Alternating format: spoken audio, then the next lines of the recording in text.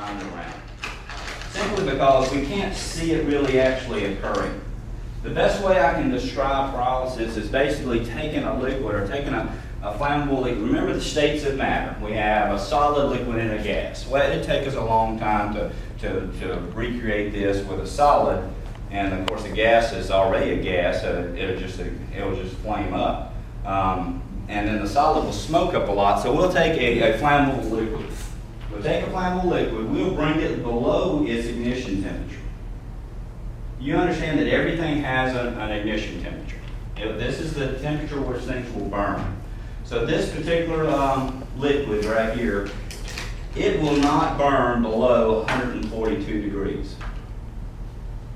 And the reason it will not burn below 142 degrees is because it won't give off vapors to support combustion. Remember we talked about the pyrolysis state, where the state of matter has to be heated to the point where it gives off a gas and the gas ignites, or the vapor ignites. Not gases in gasoline, the vapor that is given off the product is given off.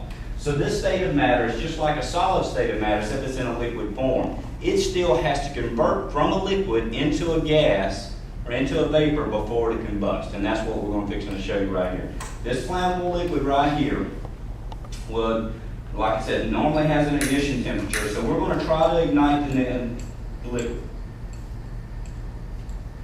It won't ignite. It is not giving off sufficient vapors to support combustion. Remember, it's got to be perfect. You got to have enough heat to generate the pyrolysis to create the vapor, and it's just not doing that. However, if I was to keep this heat on it for a long period of time, it would occur. So the temperature of this is 58 degrees. So now, if the science is true on how everything has to vaporize before it combusts in the flame, then this flammable liquid right here, it takes about 142 degrees before it gives enough vapor, before it furnishes enough heat to support the pyrolysis to convert the liquid into a vapor, and then the vapor combusts in the flame. So my little hot plate is going to help us out. It's going to raise this temperature of this liquid up to something that we can deal with. In other words, we're going to try to support our theory that, yes, once you pyrolyze a state of matter till it vaporizes, it will support combustion.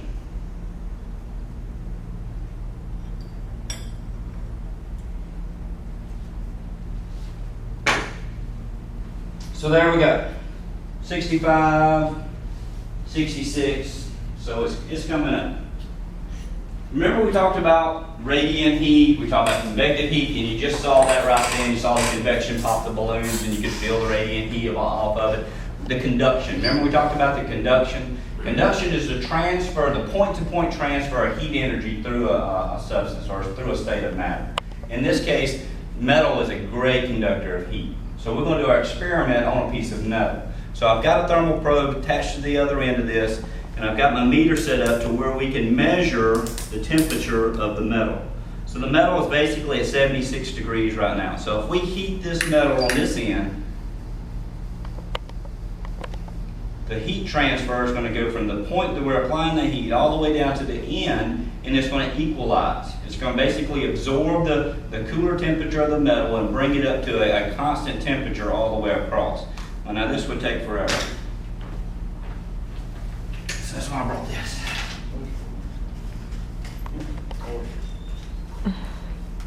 How are we doing on our other experiment? 74 degrees. It needs to hurry up and get there.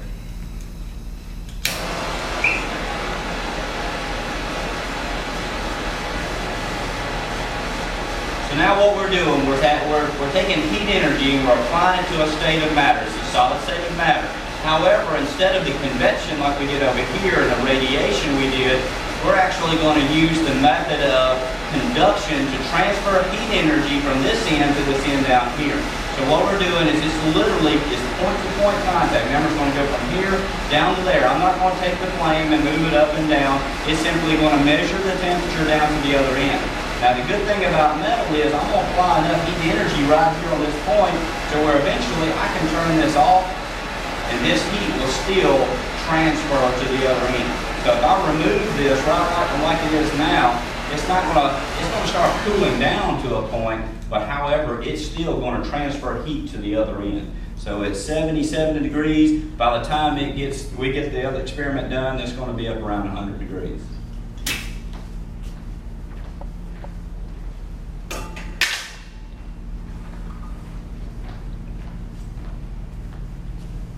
(91), 92. So again, what temperature do we have to have? 142. 142. I think I got the little timer set at 144. So I have found out, you know how cold this room is? Yeah, This room has a direct effect on these products. Exactly. Yeah, you know how cold it is, don't you, Brad? The other room, I have kind of a different effect on it. So I have to bring the temperature up on this just a little bit more simply because this room is actually colder. So it's 102, getting up to 81 over here. We don't even have any heat applied to it anymore. Again, that heat energy is transferring through conduction, through the method of conduction from point A to point B through just the middle of the metal itself and no other source. Now, why do we need to understand a phenomenon like this? We can understand that radiant heat is going to catch things on fire. We know I can understand that convection is going to catch things on fire.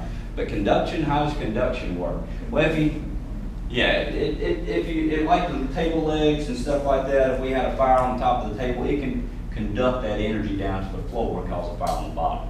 You know, a lot of times when you have a fire within a space, a confined space like this, it will conduct heat through the wall into the space next door. So what I'm trying to get you guys to understand is that's how we can have fire from one point to another, and the first room is the area of origin. So you guys decide that this room is the area of origin, but we got fire damage in the other rooms. How did that occur? Chances are it occurred through convection. The convected gases went up and out. It thermal layered, like you guys already understand. It just basically went out the door. Whenever the door was open or when it burned through the door, those superheated gases went down the hall, and like we've seen the mini blinds fall and melt and fall to the floor. Well, they can ignite and fall to the floor. It just depends on how much heat energy is applied. So at 142 now, so our experiment should be able to combust just like it is, like 144. Now you can see the vapors, a little bit of the steam coming off of it already. So again, it's going to be a tad bit rich because of this, the way the plate is, but you can get this to combust right at a certain level. There it goes. Again, it's very, very rich inside this little bowl.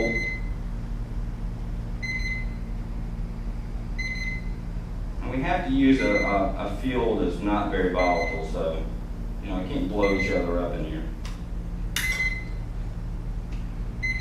But again, you can see that it's literally igniting at 142 degrees.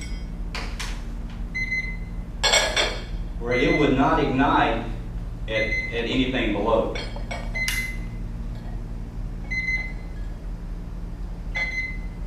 This always gets to do this. Just kind of making sure all the rich gases are out. So now you understand the process of pyrolysis.